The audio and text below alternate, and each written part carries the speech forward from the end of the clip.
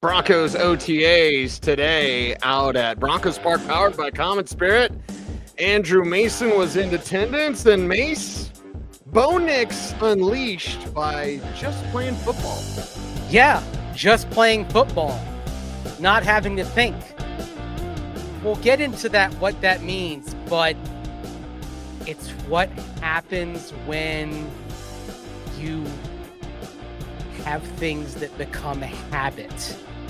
When you learn so well that all the little details that you've worked on, you can do things without thinking about them. All the repetitions, all the things that you did in practice last year to get the details right, that you're doing them so well that you're doing them without thought. So you can focus on other things. It's only practice. We saw signs last year from Bo Nix at this time during rookie minicamp, but watching him today, he looked like a guy who was in complete command of things. Ooh, I love the sounds of that. And that's for sure. Isn't it nice, Cease, to not have to worry about the quarterback position? I saw an infographic from out of Cleveland earlier this week where they were keeping track of the stats of the quarterbacks out there, including CU's own Shedeur Sanders. He had 3 touchdowns and no interceptions on 9 attempts. And I'm thinking, oh my goodness, I'm glad that we're past that. We can focus on other things. We can talk about, for example, nice catch made by Joaquin Davis. We can talk about the burst from RJ Harvey. Yes, it's with no pads on, but saw the same kind of burst and quickness, saw that little jump cut that was there in rookie minicamp. We saw it against the actual defense today. So good to see him take that forward into an actual practice as well.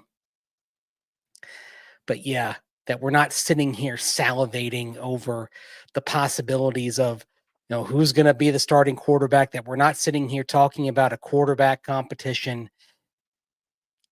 It's the guarantee on the box. Bo Nix is now the guarantee on the box that makes you feel good and sleep well at night. Yeah, I definitely sleep well at night with Bo Nix at quarterback now.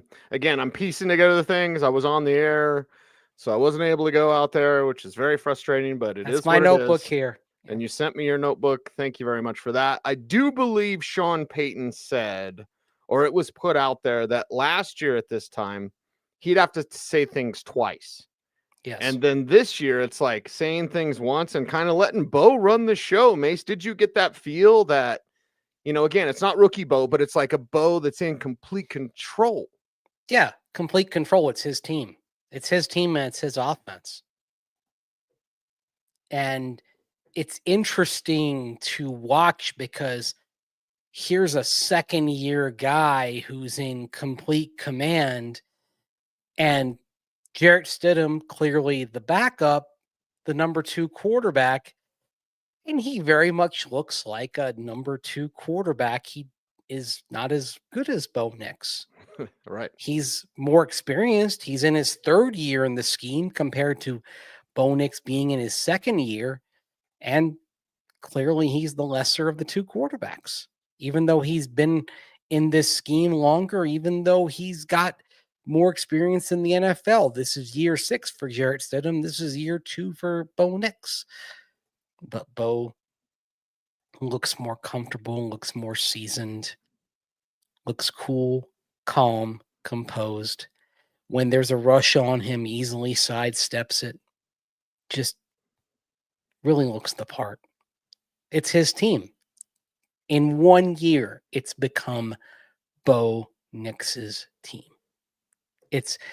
We're in a different world, Cease, than we've been over the last several years. We're not having to sit here and talk about maybes and possibilities and, if this, that, and the other with a quarterback. Now you've got the quarterback. You know who he is. You know who it's going to be. Now it's a question of how good can he be? What level can he reach? It's a different type of discussion now. Yeah, and I think in that locker room, Mason, you and I will be in there plenty this year. It's a different feel for everybody because Yeah. they don't have the questions. We don't have questions as chuckleheads in the media, Yeah. but inside that locker room, they have no questions. So there's almost more of a sense of accountability because you know that guy's going to show up, you know he's going to lead the team, and now it's even more on you to get your job done. And what's interesting is how the word is spreading around the league as well. You listen to the way Von Miller was talking about Bo Nix yesterday when he was asked about him, and even listening to the way Talanoa Hufanga when he was asked about Bo Nix. And of course, he's gotten to know him over the last few weeks as most of the Broncos have been together working out during the course of team organized workouts that preceded the practices this week, but talked about kind of respecting how he came back from adversity early last season. So, guys around the league are noticing what kind of player, what kind of person Bo Nix is, how resilient he is. So that's part of the reason why you're talking about guys coming to Denver, that Bo Nix is a reason why the Broncos got the free agents that they did. That's something too. I mean, you and I talked to Savion Jones 2.5 weeks ago, just under 3 weeks ago, about how Bo was the first guy to reach out to him, how he's reaching out to all these players, immediately welcoming them to the Broncos. Like he's doing all these leader things. And then beyond that, look at how he's spending his off season here. He talked about that today, how you're seeing him at Avs games and Nuggets games, and you saw him out there at the Rockies game last week throwing out the first pitch. And he talked about how he and his wife, they like being here in Denver, that this is their home base now. This is where he wants to be. This is where they want to be. He really gets the job description of quarterback as not just slinging passes around and knowing the scheme and bringing everybody together in the huddle, but leadership, and not just leadership of the team, but like organizational leadership, even community leadership. Sees like he really gets that job description.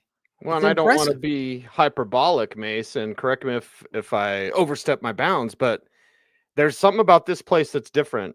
Like your Yeah. quarterback needs to get that. I think you and I have had conversations, probably standing on the sidelines, of like, name young quarterback, it doesn't matter which one, and they just didn't get what it meant to be a quarterback here. It means everything in every city, but like here, it's just you need to be that face of the franchise guy.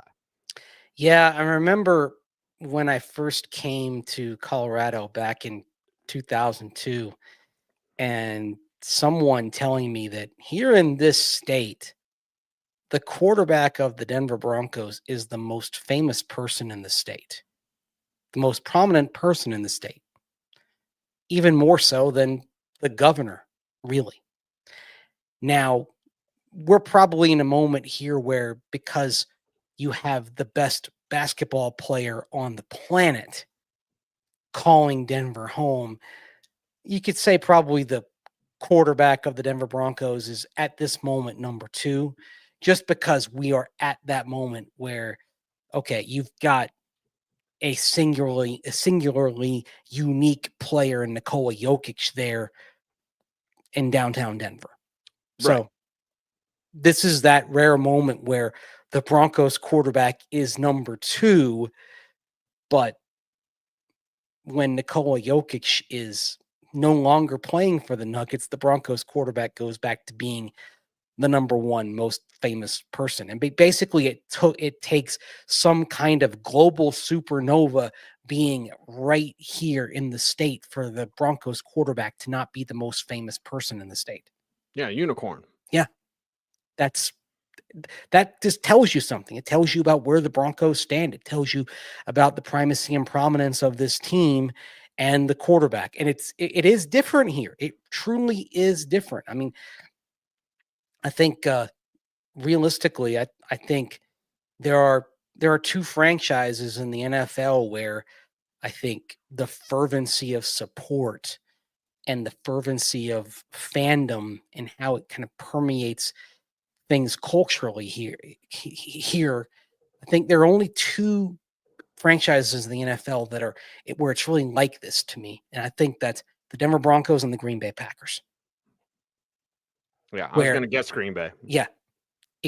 There's something different about those two places and how they support their teams and how famous their players are in those states, in Wisconsin and Colorado. Yep. It just means more in those places. And I think that has something to do with the success those teams have had, because it does really mean more. I feel like I'm talking about the SEC, something that Bo Nix would understand having played at Auburn, but I think it really does just mean more here. Yeah. And as a quarterback, you have to understand that. And I think Bo Nix innately gets it. And it's one of the reasons why it gives him a chance at success. But to go back to the football thing for a moment and how he's grown from year to year, let's start with Sean Payton talking about what he sees differently from Bo Nix from this time last year to right now as the team convenes for off-season work. You know, we don't use that term pick up where we left off, but just the processing, understanding of what we're doing in and out of the huddle, these 3 days, as you're watching each decision there, where you want the ball to go. I think it's entirely different. Yeah. Sounds a little hoarse there. Yeah. He was a little hoarse at this time last year as well. It's a big week for him.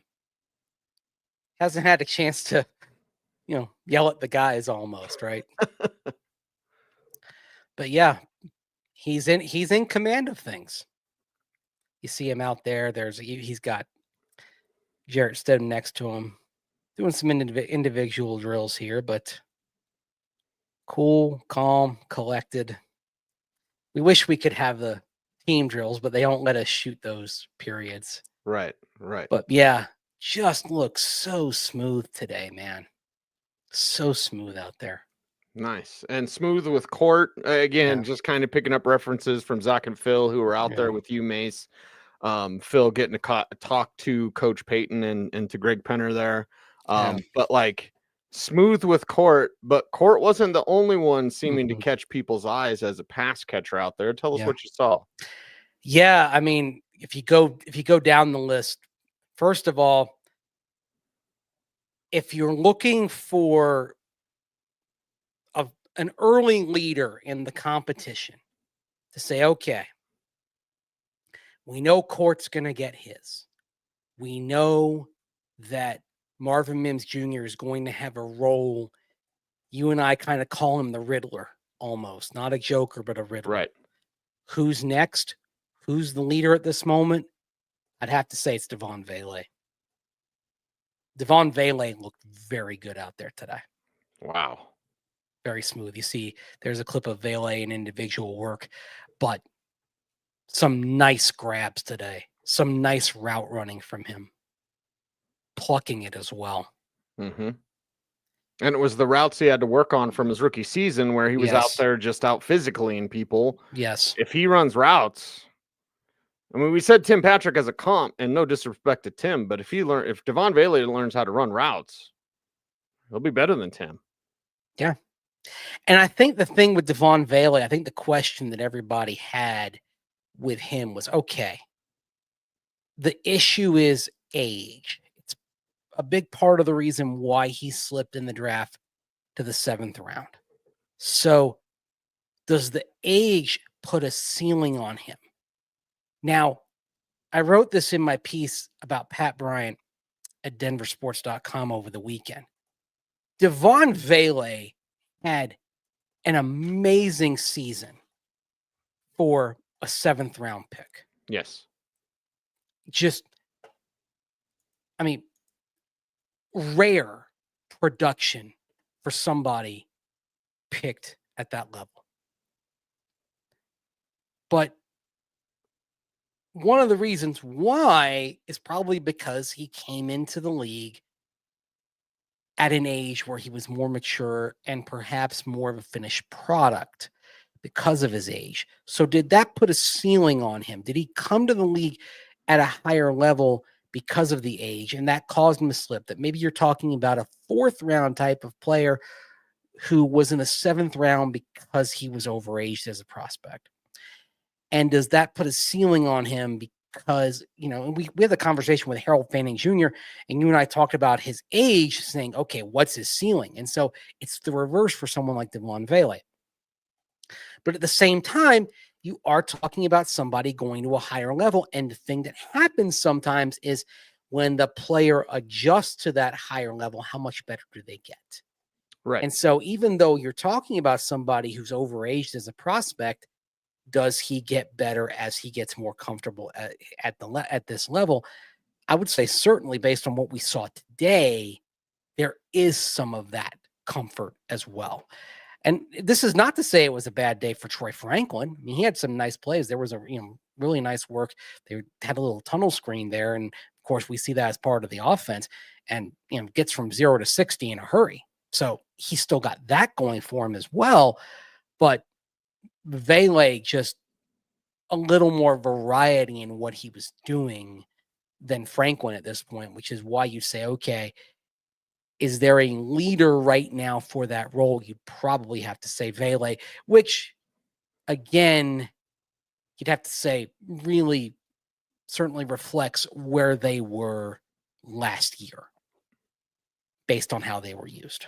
Yeah, and with Devon Vele out there with that size and ability in the red zone, and maybe that's where Pat Bryant comes through because of his clutch gene, is maybe he might be a red zone option. Yeah. A multitude of different receivers, not named Cortland Sutton, using this offense because they all can do something a little bit differently from others, and Troy Franklin's included in that. Yeah, there's Pat Bryant there as well, getting some work today. It wasn't a bad day for Pat Bryant. It was just a quiet day for Pat Bryant. And as a rookie, you're going to have to give him some time as well. Joaquin Davis actually had what I thought was the best catch of the day. That's not what you're going to see here, of course, because this is just individual work. But there was a play today. It was a bad throw from Sam Ehlinger, and he just turned near the sideline, plucked it, looked like he got both feet down near the sideline. Nice grab. By the way, I thought some nice work at adjusting to the ball by a bunch of pass catchers, including at one moment RJ Harvey adjusting to the ball on a pass from Jarrett Stidham as well. Some near big plays for RJ Harvey. There was one near big play for him in the passing game, getting downfield on one of those routes that we want to see from him. Ball was overthrown, unfortunately, but you see the vision there that you and I talk about on those Texas routes, those wheel routes. You see that vision coming into play.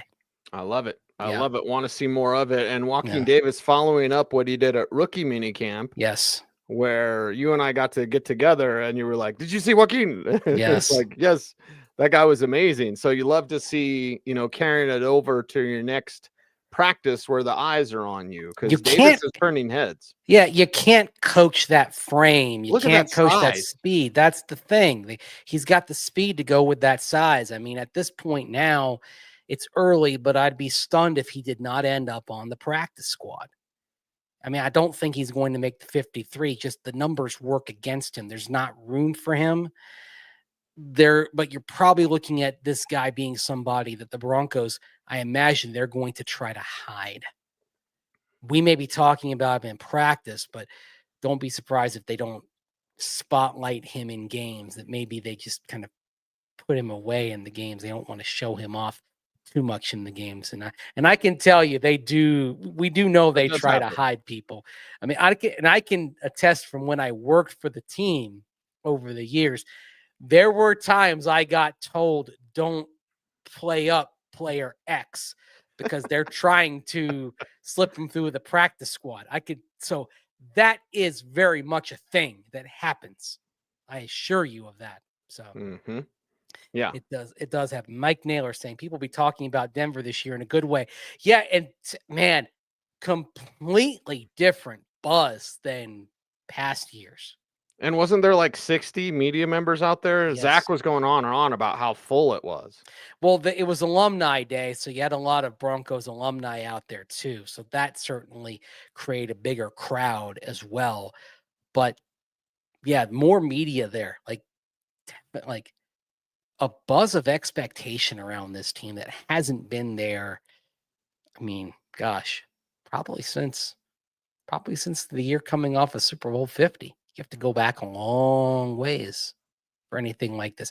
And I would say certainly more expectation than even the year they trade for Russell Wilson, because you trade for Russell Wilson and certainly there's a lot of hope and buzz, but it's still coming off the 7-10 season. And of course, there's the new coach in Nathaniel Hackett. And now you're coming off of something tangible. You're coming off of 10-7. You're coming off a playoff appearance. And you've got a coach who has the roadmap to success. And I heard you talk about this on the radio, referencing my conversation with Greg Penner down in Palm Beach, where he told me point blank that a season like the one they just had, in other words, a season where they go to the wild card round and that's it, that's not going to be regarded as a success. It was a success last year. The same level of accomplishment will not be regarded as a success this time. Yeah. You've got to go higher. You've got to go farther. You've got to raise the bar. Got to keep ascending. That's going to be crucial. It's return on investment. I Yes. mean, Greg is a businessman and you need to see a more of a return. And that's where Bo Nix year 2 comes in. And when you did, I saw your stand up and it was put out on Denver Sports. I'm pretty sure you had it on your own Twitter as well. Yes. But I saw your stand up from the facility. And when you said like Bo is getting better because he's not thinking, I was like, that's exactly where you need him to be. Yep. It's and perfect. Here's what he means by that. He talked about it, and then I asked him how that manifests when he's on the field. Here's Bo Nix talking about that when I asked him about it. Well, it helps a lot because I'm not thinking about what the offense is doing, and usually that's the case. When you go up to the line of scrimmage, you want to be only thinking about the defense, only processing and reacting to the defense, not, maybe the footwork or the motion or the timing or whatever that I'm doing. So that, I feel like, process is eliminated, and now I can focus on a lot more of the defense. So think about that. So like all the things last year that he was working on, he's working on his drops, he's working on his footwork, getting his base set. Think about like some of those early bad moments. Think about that interception that he had against Pittsburgh in week 2. Go back and watch his feet. We always talk about how it starts with the feet. Right. His feet on that pick are all wrong. It started from the feet. Everything went askew from there. That was a frustrating moment. He's thinking about that. And as they're trying to kind of break him down and build him back up, they're telling him, okay, this is what you're doing wrong. You've got to unlearn some of the things you've learned, and B, you've got to learn that you got away with this stuff at lower levels and you can't get away with this stuff here. To kind of make a comparison, we've seen quarterbacks try to develop here before. For example, you go back to Drew Lock in 2019, 2020, 2021. One of the reasons why it didn't work out for Drew Lock was, if you take the footwork, for example, he was never able to truly correct that. Mm-hmm. And the things that he could get away with at Mizzou, because he had the arm talent and he could just wing it. I mean, I can still see some of those throws that he made in college, that even though he didn't have his feet set, he could just crank it. And then he tried the same thing in the pros. I think there was one throw he had in the snow in Kansas City his rookie season. And it was like, nope. And I thought, that's a carbon copy of something I saw him make. I saw him do in college. I'm like, can't do that here. Yeah. Can't. And he never really got free of those habits. Like they tried and tried, and he worked on it, and he'd do it right in practice, but then he got into the games and he couldn't break free of the things he'd always done. Muscle memory. Couldn't get it out of his system. And thus he would revert back to the things he'd always done, and it put a ceiling on what he could be. And that's why we're talking about Drew Lock still in the NFL in year 7, but on the career backup trajectory. Bo Nix is on a different trajectory because he managed to get past these things, to fix these things, to unlearn what he had learned, to change that muscle memory, to change himself fundamentally. That's hard. But the quarterbacks who can do that are the ones who end up having a chance to have long-term success in this league. To his credit, he's done that. He looks like a different quarterback than he did at this time last year.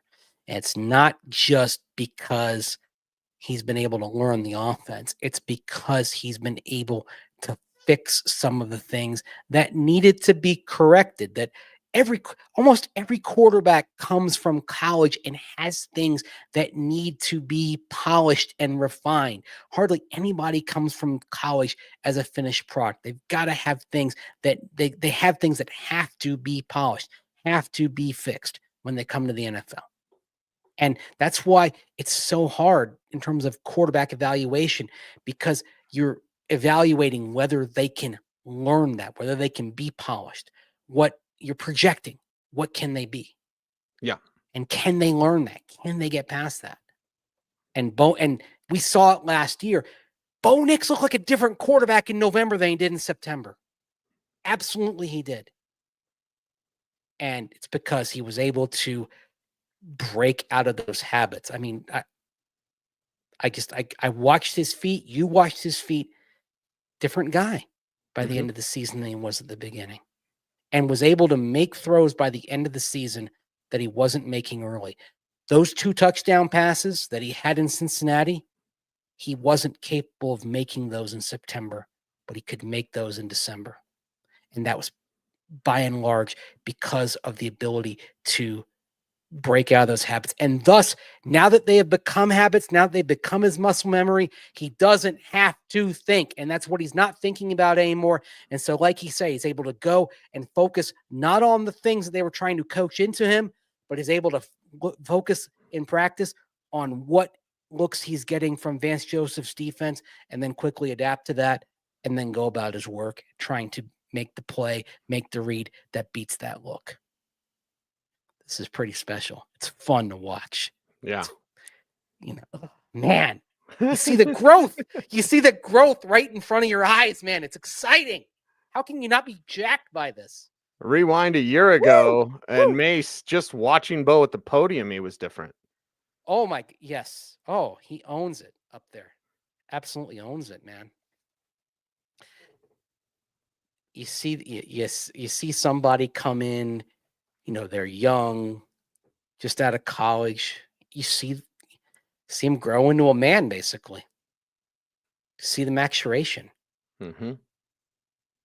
Different, the same guy, just a bit more grown up. Bit more mature, a bit more confident. Coach is more confident in him. Oh, yeah.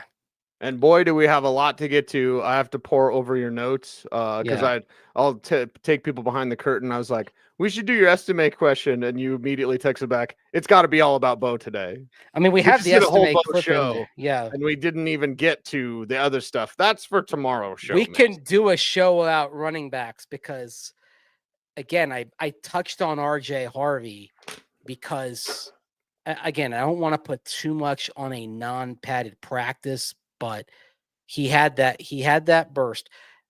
I'll also say this. Khalil McLaughlin man, whatever happens with him, he's going to put up one hell of a fight. Okay, that's a tease. Do not underestimate him because he came to play today, which doesn't surprise me.